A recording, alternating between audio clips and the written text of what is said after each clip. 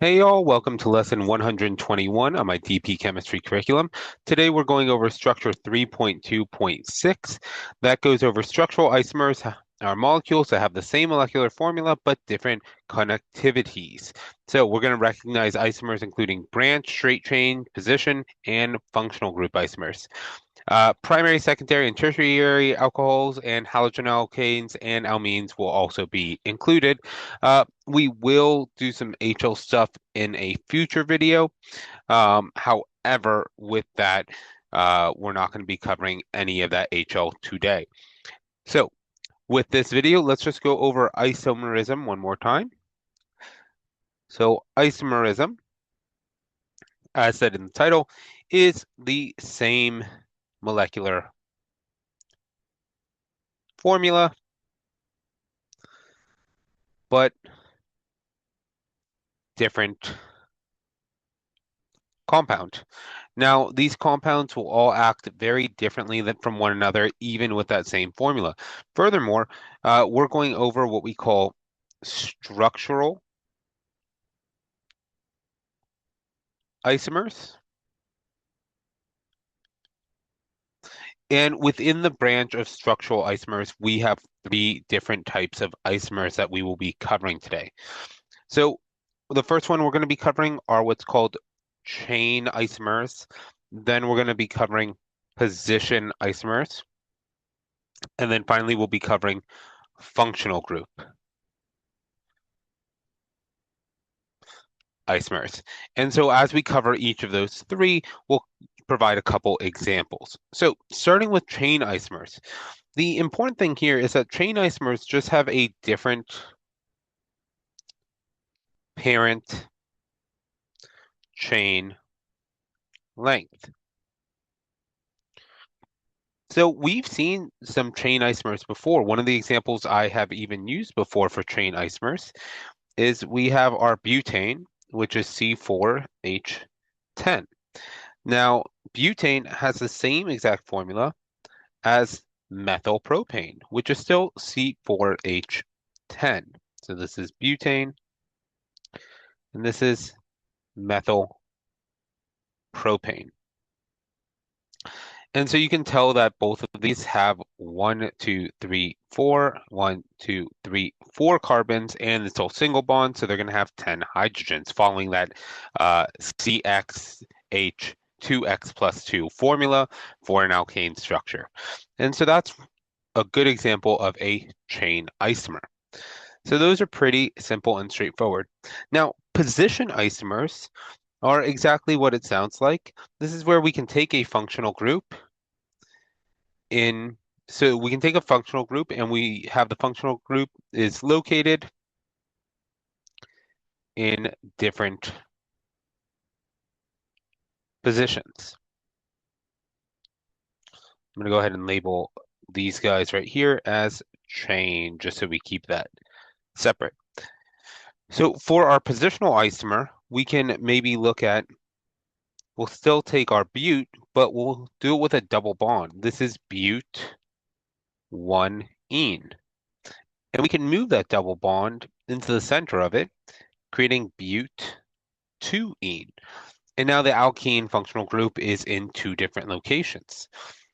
And we can note that here as these are position isomers. It could be the same thing as if we have maybe an chlorine and then a chlorine. That would also be a position isomer as we just move the halogen and the halogenoalkane on different areas. Now, for isomerism, the last one is functional group isomers. And this is simply a different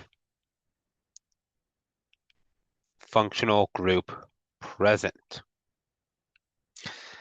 And so this one, there's a lot of different ways that we can change it, but we can take something like propanal, an aldehyde. And this would be an isomer. Oops, don't want to use that arrow. That's for resonance structures. This could be an isomer of propanone. And so here we can see two completely different molecules. We can also kind of mess around with it a little more, take it a step further. And maybe, for example, we have a simple alcohol, but we could also maybe make it an ether. And in this case, we still have the same number of carbons. Let's go ahead and highlight them. 1, 2, 3, 1, 2, 3. We still have the same number of hydrogens. This would still have 8 and 8 hydrogens respectively. The only difference is we have completely changed the functional group present. So these are functional group isomers. All righty. So that's isomerism and the different types of isomers that we have. You can start going through and making a lot of different isomers. That's often a fun challenge to do. You start with any structure and try and see how many isomers you can make. But the number of isomers gets exponentially higher and higher as you have more carbons in your molecule. Now, with all that said, the next thing we're going to cover is what's called primary, secondary, and tertiary compounds. Now, these are basically just classifications, and this is going to get a little wordy, but classifications given to a compound dependent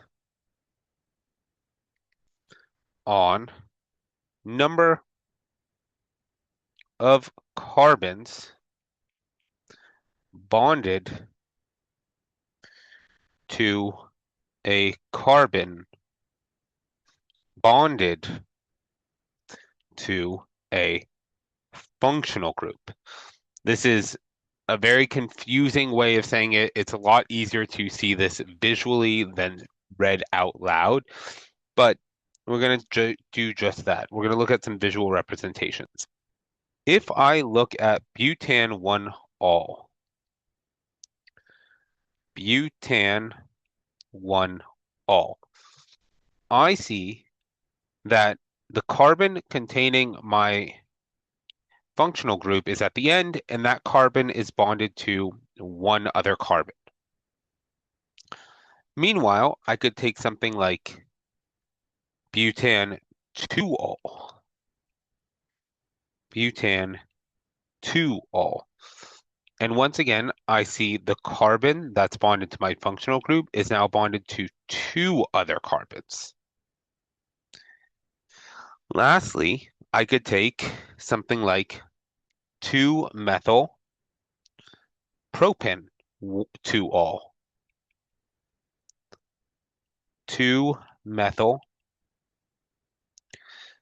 propan 2-ol.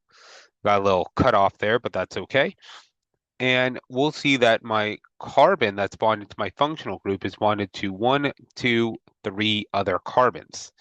This is what we would classify as a primary alcohol, secondary alcohol, and tertiary alcohol. Now that we have our visual representation, let's read through our definition again. So it's a compound dependent on the number of carbons bonded to a carbon that's bonded to a functional group. So we look at our functional group and we look at the carbon that's bonded to it, and then we count the number of carbons then bonded to it. So this carbon is bonded to 1. This carbon's bonded to 2. This carbon's bonded to 3. Primary, secondary, tertiary alcohols. So it's actually not too difficult now that you can see this drawn out. Now, it's not only alcohols that can act as primary, secondary, and tertiary compounds. This also applies to halogenoalkanes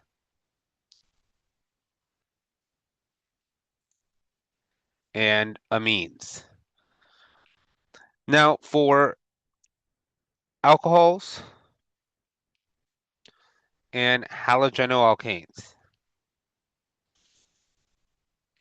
It's pretty easy to see the structure. I'm going to represent these with an X, which will represent either an alcohol or generally X is used to represent a halogen and halogenoalkanes.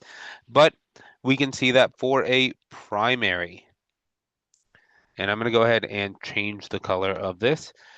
It is a carbon group, which will represent as R bonded to it. For a secondary, it is a carbon group bonded to a carbon, bonded to a hydrogen, bonded to a second one. For a tertiary, it is R bonded to a carbon group, bonded to a second R, bonded to a third R group, bonded to our compound. So there it is, primary, secondary, and tertiary uh, alcohols and halogenoalkanes. This does get a little bit weird for amines. So we're going to go over amines as well. Now, with amines, these are bonded directly to the nitrogen itself.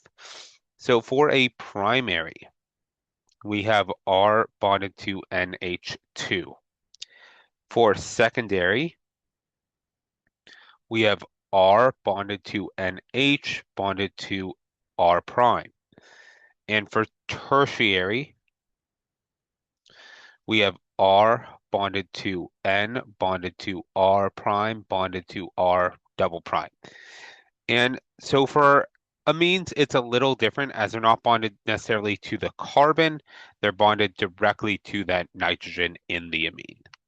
Anyways, I hope this helps you understand isomerism and primary, secondary, and tertiary compounds, and have a great day.